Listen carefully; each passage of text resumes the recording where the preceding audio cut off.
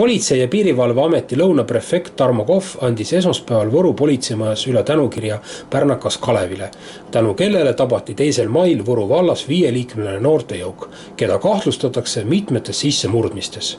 2. mail Pärnust oma Võru vallas Tagakülas asuvasse suvekodusse puhkusenädalat veetma tulnud Kalev avastas, et tema majapidamisse on sisse murtud ning ära on viidud hulk tööriistu ja muid asju, kokku enam kui 1200 euro väärtuses. Sama päeva õhtul märkas aias toimetanud Kalev majast 10 meetri kaugusel möödumas kahtasid võõraid noormehi, kes väitsid, et neil on siin läheduses maja. See näis Kalevile uskumatu, sest uutest naabritest polnud keegi midagi kuulnud.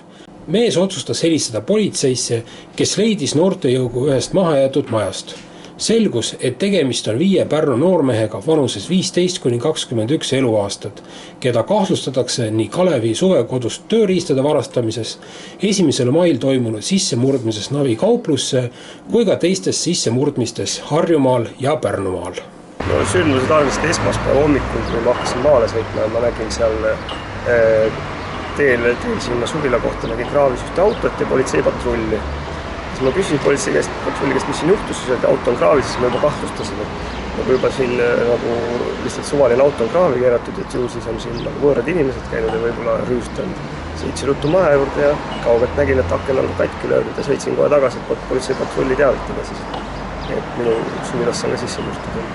Tuli uurija, kriminalist, nad siis tegid jäädustased, fikseerisid olukorra, võtsid jäljed ja läksid minema ja siis eks ma ei osanud muud teha, kui jätkata rutiinse tavaliselt päevatööga. Võtsin oma alles jäänud tööriista, mis oli õnneks linnas olnud ja siis läksin võsa lõikama lähedusse.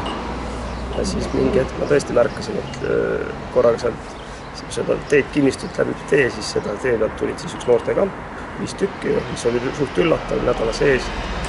Läksid mööda, siis ma suhtlesin nendega. Jäi hinge natuke kahtlus, et võõrad inimesed ja siis me olime naabriga ka estelnud, nad naabrikinnistust läksid ka läbi. Siis ma otsustasin, et ma helistan siis politseisse, kõik asjaolusid tuleb kontrollida, et mine tea. Ja läks täkkesse, et õnneks ei olnud. Nad olid piisavalt rumalad, et kotis oli neil minu tööriistad kaasas, mis kui patrullad kätte, siis on selge kohe, et kellega tegu on. On nüüd tööriistad kõik käes? Tööriistad on käes, jah. Ja nüüd nad ei ole enam siin koha peale, vaid igaks linna toodud valsema pilgu on. Aga ega see siis ei heiduta, et ega töö ja maailma läheb edasi.